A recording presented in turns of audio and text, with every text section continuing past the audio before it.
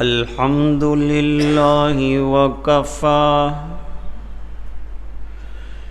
وسلام على عباده الذين اصطفى خصوصا على أفضلهم وخاتم النبيين محمد الأمين وعلى آله وصحبه أجمعين أما بعد أعوذ بالله من الشيطان الرجيم بسم الله الرحمن الرحيم الذين آمنوا ولم يلبسوا إيمانهم بظلم أولئك لهم الأمن وهم مهتدون صدق الله العظيم.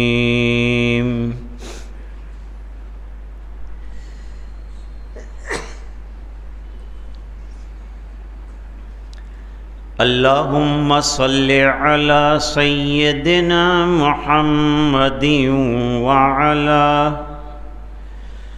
وعلى آل سيدنا محمد وبارك وسلم.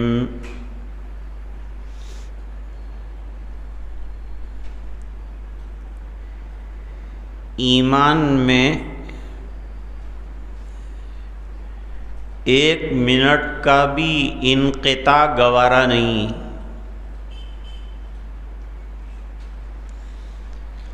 اعمال میں انقطاع ہو سکتا ہے. اب ذرا بات کو سمجھیں.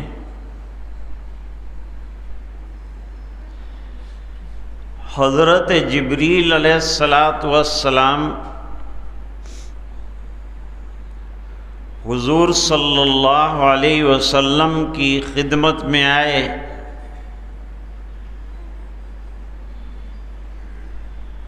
عمر کے آخری حصے میں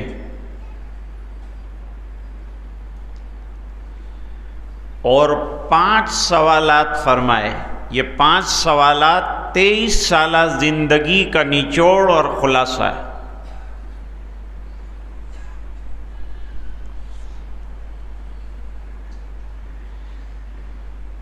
اس میں ایک سوال ایمان کے بارے میں کیا ہے.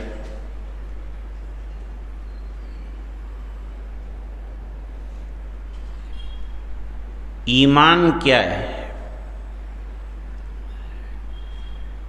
تو حضور پاک صلی اللہ علیہ وسلم نے 5 عقائد بیان فرمائے، کیونکہ ایمان کا تعلق قلب کے ساتھ ہے.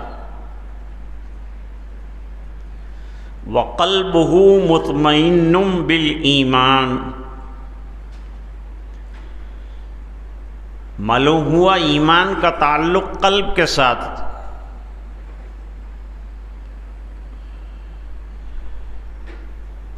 جن کی یہاں ان میں کمزوری رہی اس کو مرض کے ساتھ تعبیر فرمایا فی قلوبہم مرض.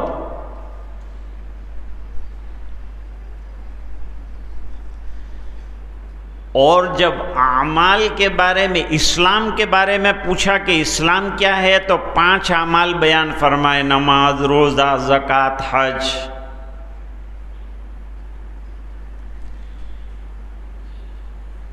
اسلام کا تعلق جوارح کے ساتھ ہے، اعضاء کے ساتھ ہے، اور ایمان کا تعلق قلب کے ساتھ ہے.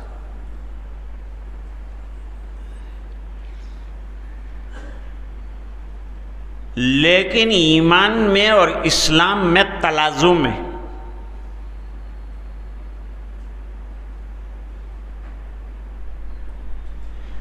ایمان بغیر اسلام کے نامکمل ہے اور اسلام بغیر ایمان کے نامکمل۔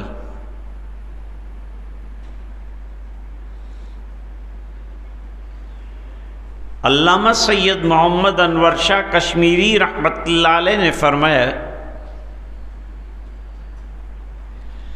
کہ ایمان قلب سے چلتا ہے اور اعضاء پر آ کر، جوارح پر آ کر اسلام بنتا ہے۔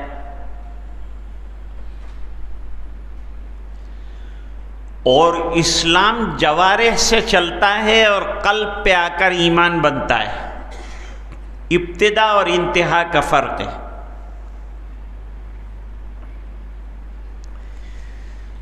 ایمان کہتے ہیں دل کی گہرائیوں سے بغیر مشاہدے کے اللہ کے رسول نے جن چیزوں کو ماننے کے لیے فرمایا ان پر یقین رکھنا اور ماننا اور عمل پیرا ہونا، اس کا نام ایمان ہے۔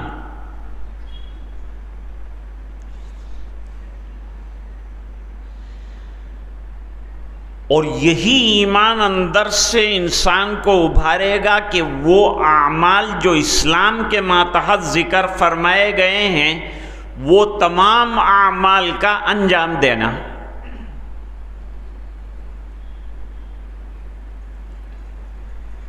اب عمل شروع ہو کر ختم ہو جاتا ہے، جیسے نماز ہم نے ابھی پڑھی وہ ختم ہو گئی، ایک عمل منقطع ہو گیا، ختم ہو گیا۔ روزہ ہم نے رکھا طلوع صبح صادق سے غروب آفتاب پر، یہ عمل ختم ہو گیا۔ زکوٰۃ دی، ایک عمل ختم ہو گیا۔ حج کا ایک عمل ختم ہو گیا۔ تلاوت کی، عمل ختم ہو گیا۔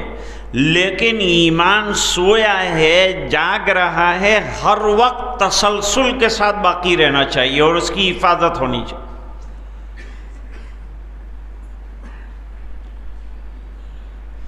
اس لیے ایمان کی نگرانی اور ایمان کی دیکھ ریکھ کے لیے یہ تمام اعمال دیے ہیں، اذکار دیے ہیں، افعال دیے ہیں، تاکہ انسان جو ہے وہ اپنے ایمان کی بچت کر سکے، حفاظت کر سکے۔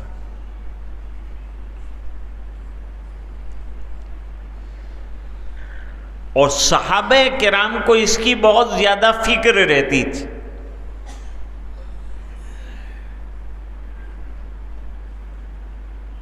ذرا سا کوئی عمل ایسا ہو جائے کہ جس میں خلجان ہو تو صحابہ کرام بے چین ہو جاتے تھے، پریشان ہو جاتے تھے، اور حضور کے دربار میں پہنچ کر پوچھ لیتے تھے کہ حضور ہمارا ایمان باقی رہا یا ختم ہو گیا؟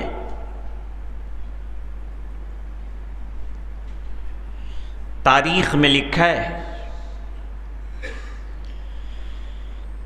حضرت عمار ابن یاسر رضی اللہ تعالیٰ عنہ کو مشرکین مکہ بے حد ایذائیں پہنچاتے تھے، اور بھی صحابہ کرام کو مکی زندگی میں بڑی ایذائیں، بڑی تکلیفیں رہیں، اور برداشت کی اور ایمان پر قائم دائم رہے۔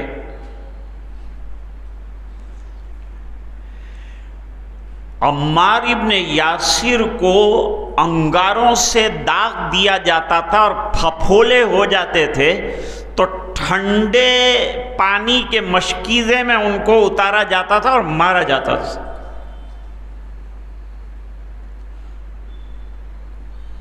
آج حالات بہت سنگین ہیں۔ ہماری مساجد جا رہی ہیں، شہید کی جا رہی ہیں، حملے کیے جا رہے ہیں، مسلمانوں کو پیٹا جا رہا ہے، لیکن جتنے سنگین حالات صحابہ کرام کو مکہ مکرمہ میں پیش آئے اتنے سنگین حالات نہیں۔ وہ لوگ بہت زیادہ کمزور بھی تھے اور ان کے پاس کوئی اقتدار، پیسہ، دولت بھی نہیں تھی، اور الحمدللہ ہم لوگ بہت بڑے جتھے میں ہے، بہت بڑی تعداد میں ہے، اور ہم مالی اعتبار سے بھی مقابلہ کر سکتے ہیں۔ اللہ نے مال بھی دیا ہے، تعداد بھی دی ہے، تو بالکل برابری تو نہیں۔ البتہ ایذا رسانی کا سلسلہ جو ہے اس زمانے میں بھی تھا، اس زمانے میں مظلوم تھے، ابھی بھی مظلوم ہیں۔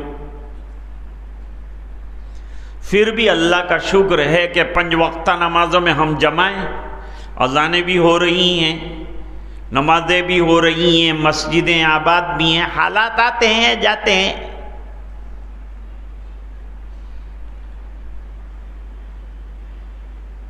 اب عمار ابن یاسر کو جب مارتے تھے وہ بے ہوش ہو جاتے تھے، ان سے کچھ جملے کہلوا دیتے تھے، کفریہ جملے۔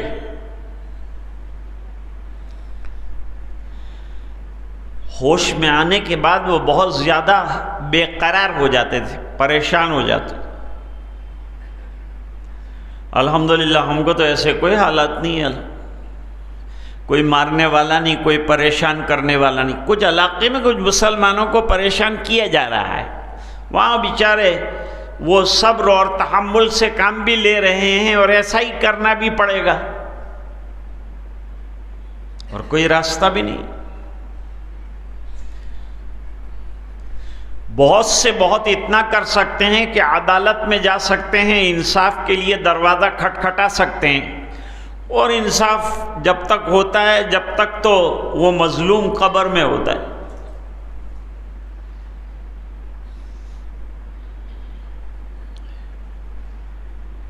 حضرت عمار ابن یاسر رضی اللہ تعالیٰ عنہ سے جو جملے وہ کہلوا لیتے تھے،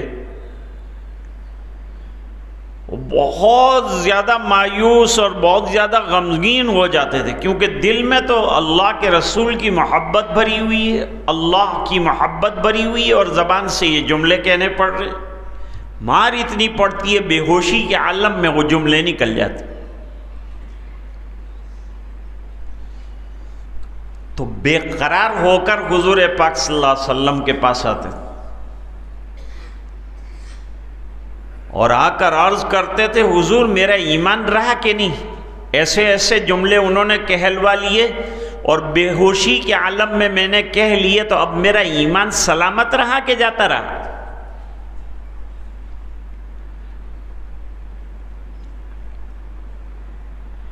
حضور پاک صلی اللہ علیہ وسلم نے فرمایا،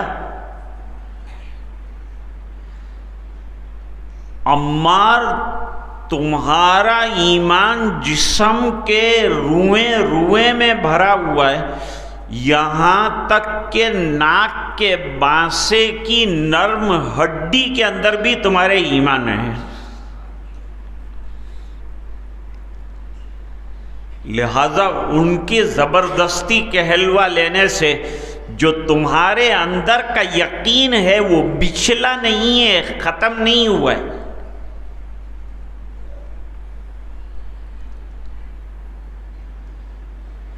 ایک غزوے کے موقع پر ایک واقعہ پیش آیا۔ حضور پاک صلی اللہ علیہ وسلم کا ایک خادم تھا، ایمان والا صحابی تھا۔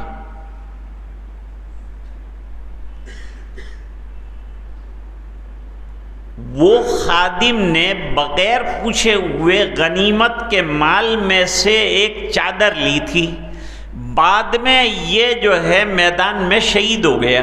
تو صحابہ کرام نے گفتگو کی کہ یہ تو حضور کی خدمت کرنے والا حاضر باش آدمی تھا، اس لیے اس کے جنتی ہونے میں پھر شہید بھی ہوا، کیا شک ہے؟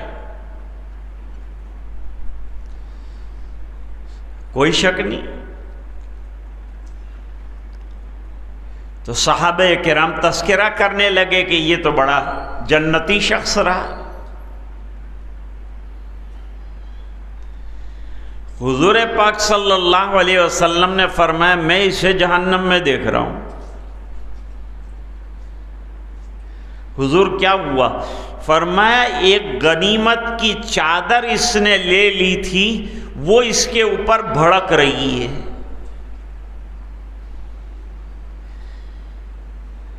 میدان کارزار میں دشمن جو سامان چھوڑتا ہے، مسلمان اس کے اوپر قبضہ کرتے ہیں، اس کو غنیمت کا مال کہتے ہیں۔ غنیمت کے مال کا قاعدہ یہ ہے کہ اس کی تقسیم جو ہے امیر اور حاکم کے سامنے کی جائے گی اور پھر دیا جائے گا۔ اس کا تذکرہ قرآن کریم میں بھی۔ سورہ انفال میں اس کا ذکر ہے۔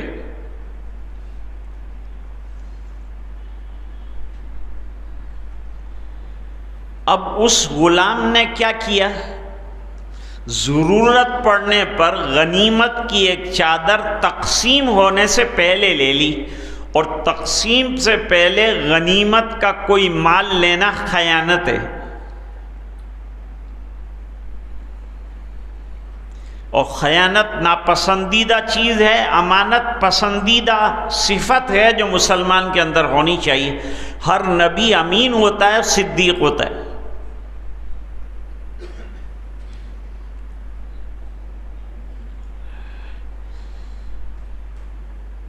صحابہ کرام اس واقعے سے اتنے گھبرا گئے کہ میدان کارزار میں ٹوٹے ہوئے جوتے کا تسمہ بھی ملتا تھا تو وہ حضور کے پاس لا کے جمع کراتے تھے۔ کہ حضور کیا یہ بھی اگر ہم نے لے لیا اجازت کے بغیر تو یہ بھی منع ہے؟ فرمایا شراکم من نار، یہ تسمہ بھی جہنم کا تسمہ بن سکتا ہے۔ دو تسموں کے لیے فرمایا شراکان من نار، شراکن تسمے کو کہتے ہیں۔ صدیق اکبر رضی اللہ تعالیٰ عنہ مدینے آ کے بیمار ہو گئے تھے۔ مدینے کی آب و ہوا میں کچھ بخار کے اثرات تھے، تو جو لوگ نئے آتے تھے وہ بیمار ہو جاتے تھے، جو وہاں رہتے تھے وہ عادی تھے، ان کو کچھ نہیں ہوتا تھا۔ تو حضرت ابو بکر بیمار ہوئے، حضرت بلال رضی اللہ تعالیٰ عنہ وہ بھی بیمار ہوئے، اور بیماری میں آدمی کو وطن کی یاد آتی۔ صدیق کائنات حضرت عائشہ رضی اللہ تعالیٰ عنہ عیادت کرنے کے لیے گئی۔ عیادت کرنا سنت ہے۔ 7 کام حضور پاک صلی اللہ علیہ وسلم نے بتائے جو ایک مسلمان کے لیے کرنا ضروری ہے اور دوسرے مسلمان کا حق ہے۔ ان میں سے سلام کا جواب دینا، چھینک کا جواب دینا، اور بیمار ہو جائے تو عیادت کرنا، انتقال کر جائے تو جنازے میں شامل ہونا، کندھا دینا، نماز جنازہ پڑھنا، یہ تمام چیزیں یہ ایک مسلمان کا دوسرے مسلمان پر حق ہے جس کو بجا لانا چاہیے۔ اس سے معیشت اور اسلامی سوسائٹی میں محبتیں برقرار رہتی ہیں، اور اسلامی سوسائٹی کو یونائٹ رکھنا اور یونائٹ رکھنے والے یہ تمام کام انجام دینے سے آپس میں محبتیں برقرار رہیں۔ شادی میں نہ جائے تو نہ جائے، لیکن جنازے میں ضرور شامل ہو۔ کندھا دینا،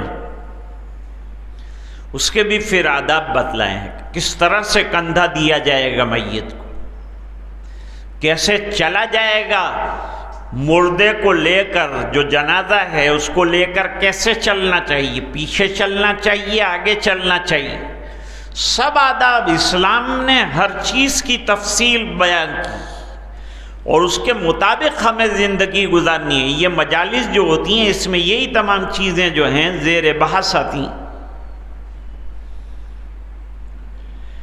تو حضرت عائشہ رضی اللہ تعالیٰ عنہ عیادت کے لیے گئیں۔ اب حضرت صدیق شعر پڑھ رہے ہیں، کل امرئ مصبح فی اہلہ والموت ادنی من شراک نعلہ۔ ہر آدمی اپنے گھر کے اندر صبح کرتا ہے، سویرا کرتا ہے، اٹھتا ہے، حالانکہ موت اس کے جوتے کے تسمے سے بھی زیادہ قریب ہے۔ دیکھو شراک کا لفظ استعمال کیا ہے۔ حضرت بلال رضی اللہ تعالیٰ عنہ نے بھی اشعار پڑھے، وہ بھی یاد کر رہے تھے۔ حضرت عائشہ رضی اللہ تعالیٰ عنہ گئیں اور حضور پاک صلی اللہ علیہ وسلم کے سامنے ذکر کیا کہ دونوں بخار زدہ ہیں اور مکے کی وادیوں کو اور وطن کو یاد کر رہے ہیں، اب تو یہاں رہنا ہے، آپ دعا فرما دیجیے۔ تو حضور پاک صلی اللہ علیہ وسلم نے مدینے کے لیے دعا فرمائی، اللہم حبب الینا المدینۃ کحبنا مکہ، اے اللہ ہمارے لیے مدینہ منورہ ایسا محبوب بنا دیجئے جیسے کہ مکہ مکرمہ وطن ہونے کے ناطے سے ہمیں محبوب تھا۔ پھر اللہ تعالیٰ نے مدینہ منورہ کی محبت ڈال دی، اور مدینے میں جو وبائیں تھیں ان کو جوحفہ کی طرف نکال دیا۔ خواب میں حضور پاک صلی اللہ علیہ وسلم کو ایک کالی عورت دکھائی گئی جو مدینے سے نکل کر جا رہی ہے، جس کی تعبیر حضور پاک صلی اللہ علیہ وسلم نے یہ دی کہ مدینے کی وباؤں کو میری دعا سے اللہ تعالیٰ نے مدینے سے نکال دیا اور مدینے کو اس سے پاک کر دیا۔ اب ایمان والا مدینے میں عافیت کے ساتھ رہے گا، اور جو منافق ہوگا وہ بیمار ہو کر چلا جائے گا۔ مدینہ ایک بھٹی کی طرح ہے جو سونے کو اور 100 ٹچ کی چیز کو رکھے گا، باقی کو نکال دے گا، کچرا اور زنگ جلا دے گا۔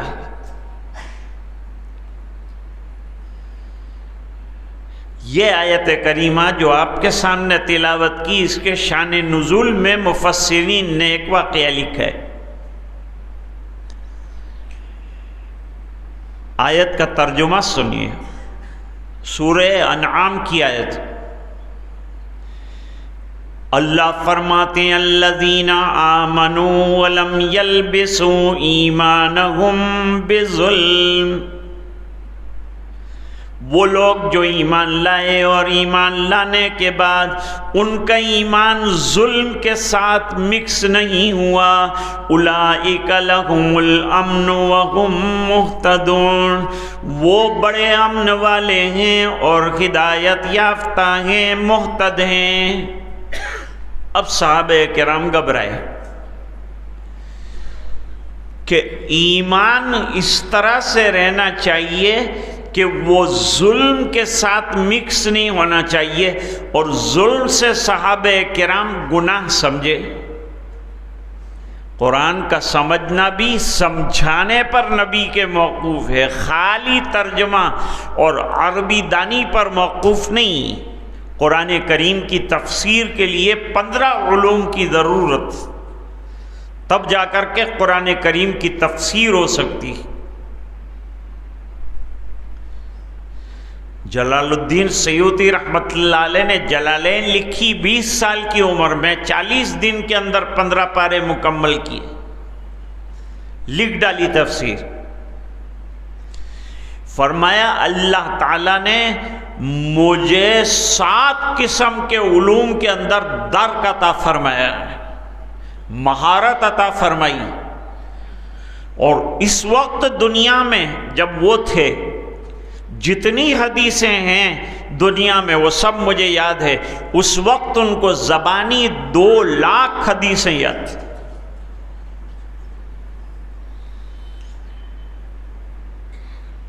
تو صحابہ کرام گھبرا کر حضور پاک صلی اللہ علیہ وسلم، مسئلہ کوئی بھی ہو صحابہ کرام سرکار کے پاس لے کر آتے تھے، حل یہی ہے، اپنے مسائل کا حل علماء کے پاس لے جاؤ۔ اللہ تعالیٰ نے ان کو دانشمندی عطا فرمائی، کتاب و سنت کی روشنی میں حکمتیں عطا فرمائی ہے، وہ حل کریں گے۔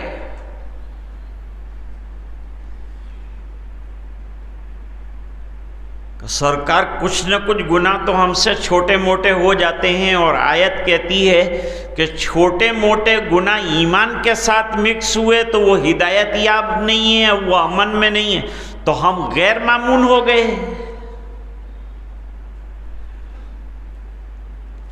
اب آپ صلی اللہ علیہ وسلم نے فرمایا اچھا ہوا تم آئے،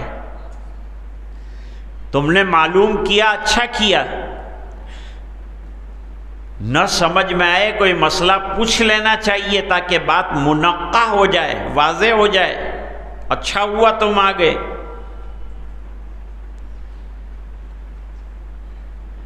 یہاں ظلم سے مراد کیا ہے؟ ظلم کے معنی گناہ کے بھی آتے ہیں، جیسے کہ قرآن کریم میں ہے ظلمنا انفسنا وان لم تغفر لنا وترحمنا لنکونن من الخاسرین۔ ایک تو یہ ظلمنا انفسنا، اللہ ہم نے ہمارے نفسوں پر ظلم کیا، یعنی گناہ کیے چھوٹے موٹے۔ اب دعائے معصورہ کے اندر ہم لوگ فرماتے ہیں اللہم انی ظلمت نفسی ظلما کثیرا، اے اللہ میں نے گناہوں کے ذریعے اپنے نفس پر ظلم کر رکھا ہے۔ چھوٹے گناہ مراد ہے، بڑے گناہ مراد ہے؟ تو صحابہ کرام نے ظلم کے معنی گناہ کے سمجھا۔ حضور پاک صلی اللہ علیہ وسلم نے 1 منٹ میں مسئلہ حل فرما دیا، فرمایا ظلم سے مراد یہاں پر شرک ہے، شرک۔ ایمان شرک کے ساتھ مکس نہیں ہونا چاہیے، خالص ایمان ہونا چاہیے جس میں شرک کی ذرا بھی ملاوٹ نہ ہو، ایسا ایمان مطلوب ہے اللہ کے یہاں۔ بغیر ملاوٹ والا ایمان مطلوب ہے۔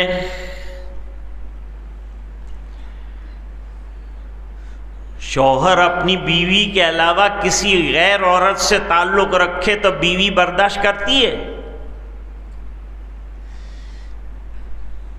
اور بیوی شوہر کے ہوتے ہوئے غیر سے تعلق رکھے تو شوہر برداشت کرتا ہے، تو بندہ اللہ کے ہوتے ہوئے غیر سے تعلق رکھے تو اللہ برداشت کرتا ہے۔ تو شرک انتہائی ناپسندیدہ چیز ہے، اور حضرت لقمان نے اپنے بیٹے کو نصیحت فرمائی، یا بنی لا تشرک باللہ، اے میرے بیٹے اللہ کے ساتھ کسی کو شریک مت کرنا۔ کیوں؟ اس بنا پر کہ ان الشرک لظلم عظیم، اس بنا پر کہ شرک یہ ظلم عظیم ہے، بہت بڑا ظلم ہے۔ اب صحابہ کرام کو جا کر ایمان کا اطمینان ہوا کہ بھئی یہ چھوٹے موٹے گناہ ہوتے ہیں، اس کے لیے اللہ تعالیٰ نے راستے رکھے ہیں۔ وہ راستے یہ ہیں کہ چھوٹے چھوٹے گناہ تو اعمال صالحہ، نماز ہے، زکوٰۃ ہے، صدقات ہے، اذکار ہے، وظائف ہے، اس کے ذریعے سے اللہ تعالیٰ مٹا دیتے ہیں، معاف فرما دیتے ہیں۔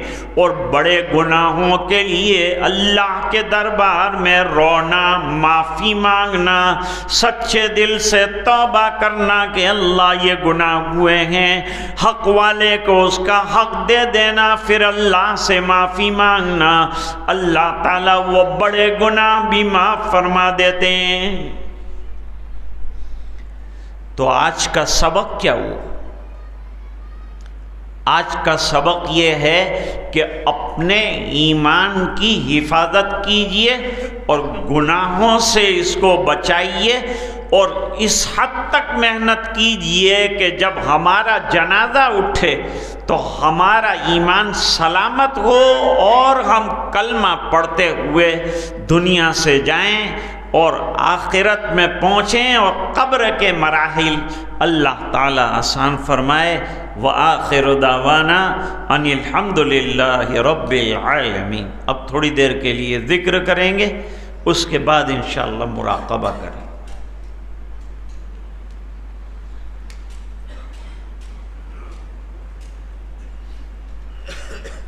آپ بیٹھیے مانا، یہ تو یہ ذکر کا بھی سلسلہ ہے۔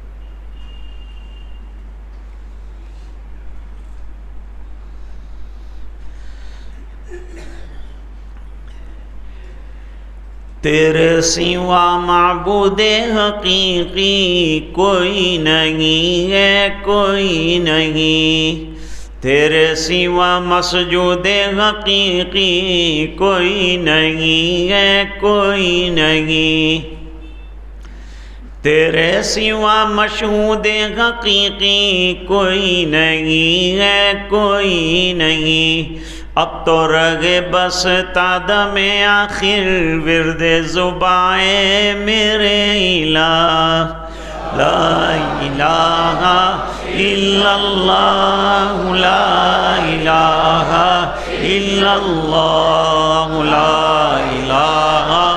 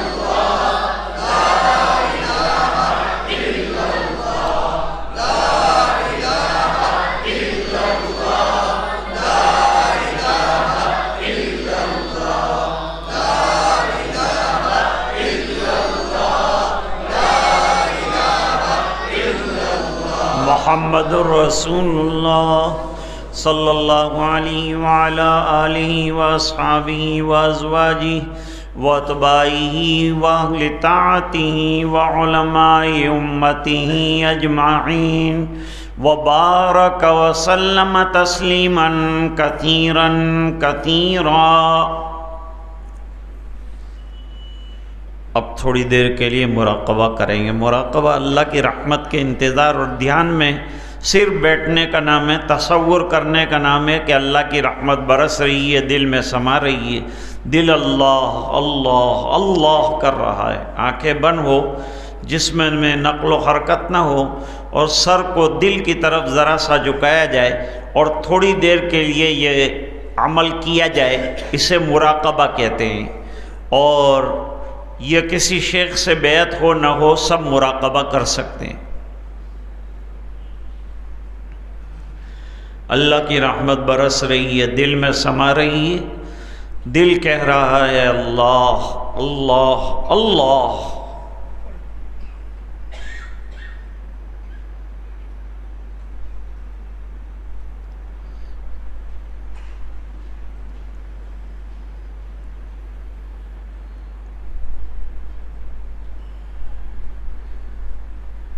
اے خفتہ دل بیدار شو بیدار شو بیدار شو، غفلت میں ڈوبے ہوئے دل جاگ جا،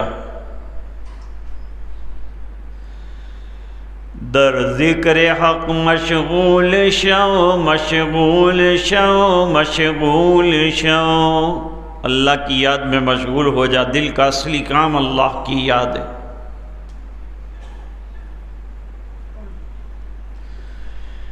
عزیزو دوستو یارو یہ دنیا دار فانی ہے، دل سے مت لگاؤ تم لحد میں جا بنانی ہے۔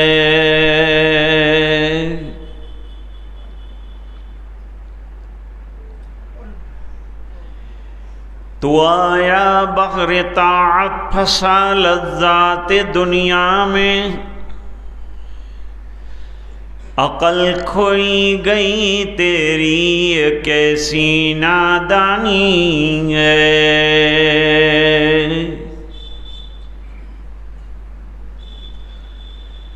تو روزے رکھ نمازیں پڑھ خدا کو یاد کر ہر دم، کہ یہ نیکی تجھے ایک دن کام آنی ہے۔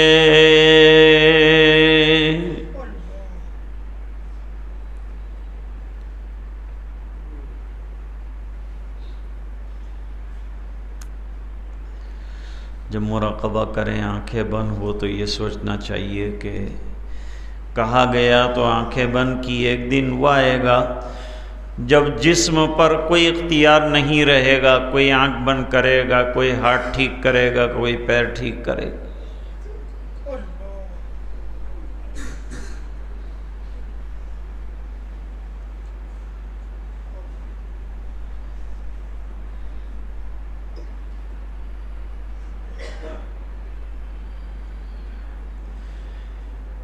لا الہ الا اللہ محمد الرسول اللہ صلی اللہ علیہ وسلم۔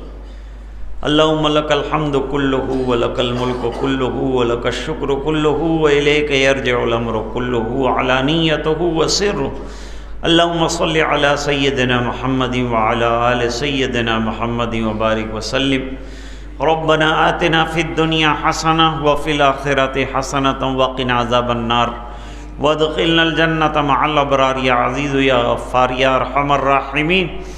اللہم ان قلوبنا ونواصینا وجوارحنا بیدک لم تملکنا منها شیئا فاذا فعلت ذلك بنا فکن انت ولینا واہدنا الى سواء السبیل۔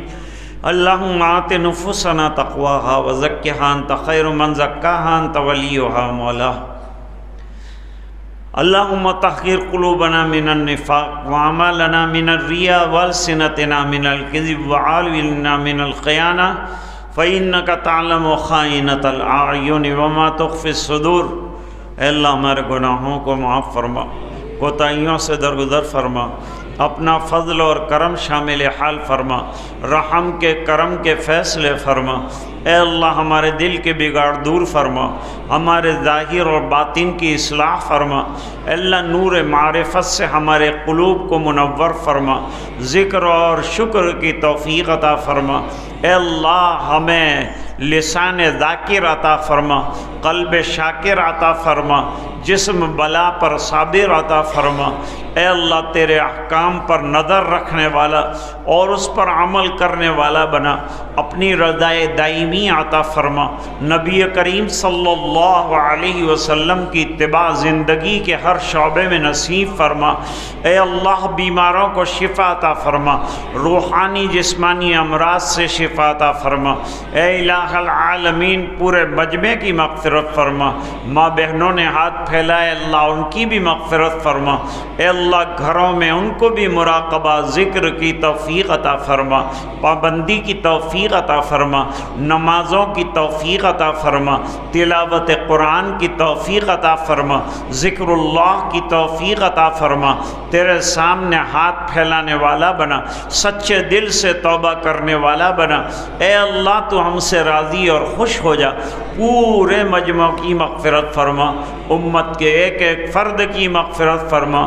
یہ دعائیں اپنے فضل و کرم حبیب پاک صلی اللہ علیہ وسلم کی برکت سے قبول فرما، برحمتک یا ارحم